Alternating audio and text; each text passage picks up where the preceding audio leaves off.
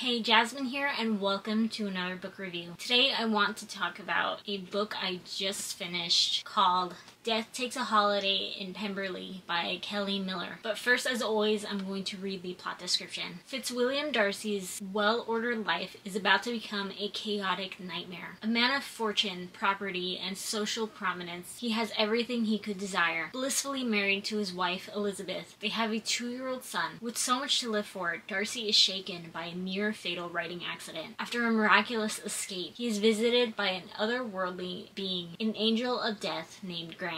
Threatening dire consequences, Graham compels Darcy to guide him on a sojourn in the world of mortals. Darcy immediately questions the angel's motives when he demands to be a guest at Pemberley. Can he trust Graham's assurance that no harm will come to his wife and son and child? And why does Graham insist on spending time with Elizabeth? How can Darcy possibly protect his family from an angel with power over life and death? In this romantic fantasy, the beloved couple from Jane Austen's Pride and Prejudice must contend with both human and unearthly challenges. Are the fates against them, or will their extraordinary love conquer all? This book was beautiful. So this story is a Pride and Prejudice fan fiction. It's set 3 years after Elizabeth and Mr. Darcy marry, telling the story of an angel of death who intervenes with Darcy's death and expresses an interest in his life. This angel of death, Graham, asks or more demands to be a guest and observe them and learn about the life of the Darcys. But of course, Darcy is not so trusting of this powerful being who can so easily choose to claim his life. I have to admit,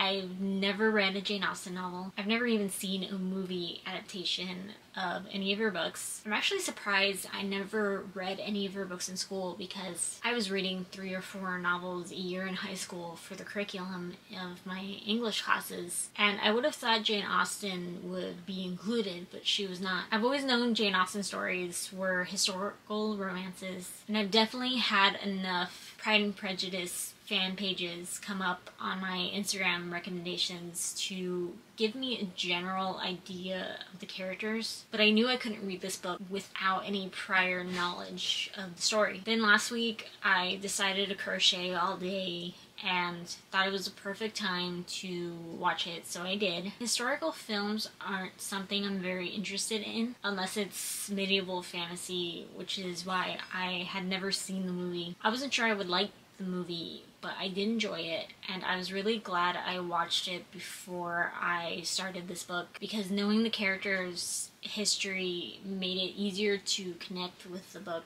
Although I haven't read Pride and Prejudice, as I read the story after watching the movie, it felt like a true continuation of the story, and I never felt like I was reading fan fiction. It made me smile, and on occasion brought some tears to my eyes. To feel joy and sadness for characters is something I always love because it means I really connected with them. Now, what can I say about this book without spoiling it? With a plot like this, I assumed, and I expect others unfamiliar with the genre as I am, I think the same, that the story was going to be somewhat of a dark comedy. And I was so wrong. There was no clear-cut plot, and I say that as a good thing. Of course, the story really does have a clear plot. Death is staying in Pemberley. But really the story was about life and death, about living freely and cherishing the good. As Graham gets to know the Darcys, he begins to insert himself into their lives, affecting not only them, but those close to them. The author does a wonderful job of bringing in the other characters from Pride and Prejudice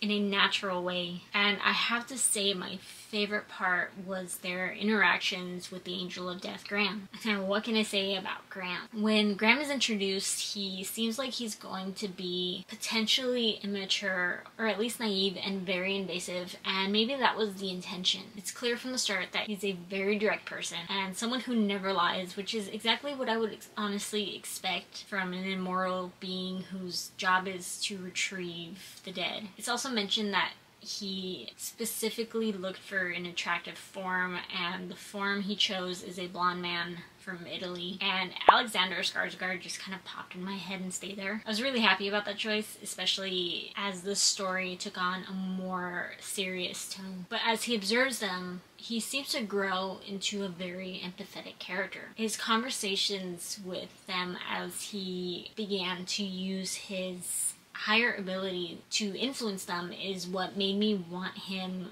to have his own book, actually. He was the kind of character so fleshed out and so interesting that I could easily see a story with him outside the world of Pride and Prejudice. I wanted to see more of a struggle for him with his thoughts on human mortality as he walked among them. Side note, my mom has been trying to get me to watch Meet Joe Black. I'm not avoiding the movie, I just haven't had a chance to watch it. And I have a feeling that after I watch it, I'm going to have a lot more thoughts about Graham's potential stories, since that movie also has death as a main character. My favorite moment in the story, and I swear I'm keeping this spoiler free, is Graham's conversation with Mr. Bingley. If you've read this book, tell me if that scene got to you too. The ideas that moment gave me for Graham.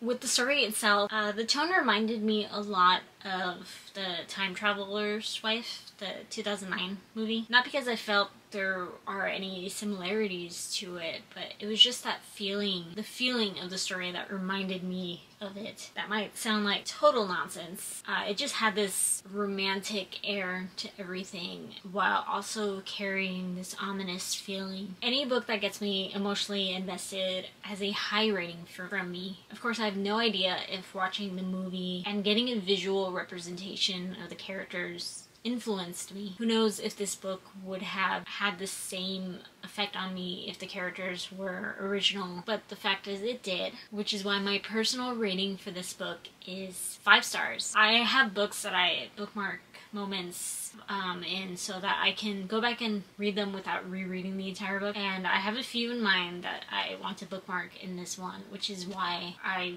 have to buy it on my Kindle app. I picked 4 books to read in March, but March has 5 Fridays, which means I get a bonus book. I decided for my bonus read, I would pick the one and only indie novel ever mentioned to me on YouTube. An author told me about her book in the comments on one of my videos, and it's a sci-fi story, which is always exciting. I have my copy and decided it would be my 5th March read. The book is called Braxley by Austen Miller. If you're an indie author, let me know what your book is about in the comments, and I promise I will eventually buy it and read it. Thank you so much for watching, and until next time, bye!